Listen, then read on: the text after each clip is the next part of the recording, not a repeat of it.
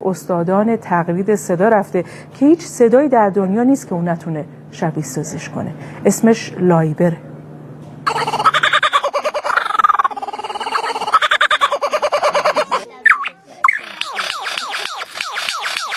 لایبر نام عجیبترین پرنده دنیا که با توانایی فوق‌العاده در تقلید صدا حالا اعجاب و کنجکاوی دانشمندان علوم زیستی رو برانگیخته. شاهکاری از خلقت با تقلید صداهای متنوع و منحصر به فرد. تقلید صدای وسایلی همچون شاتر دوربین عکاسی، اره برقی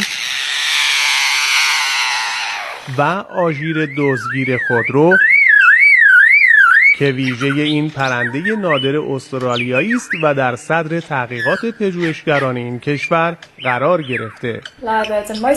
لایبر به علت تارهای صوتی بسیار توانمند و انعطاف‌پذیرش مشهوره، تا جایی که میتونه صدها صدای متفاوت در دنیای اطرافش رو به طرز ماهرانه‌ای تقلید کنه. این پرنده بومی بر اساس یافته‌های پژوهشگران دارای گوش‌های تیز و حافظه‌ای قوی است، به طوری که در کوتاه‌ترین زمان پس از شنیدن صدا اون رو ذخیره، بازسازی و تقلید میکنه.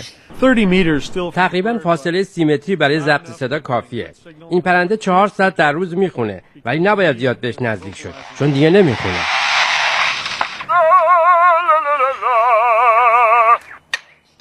پرنده‌ای که در مناطق حفاظت شده استرالیا از جمله پارک‌های ملی سیدنی و ملبورن حالا زمینه جذب گردشگر خارجی رو هم فراهم کرده.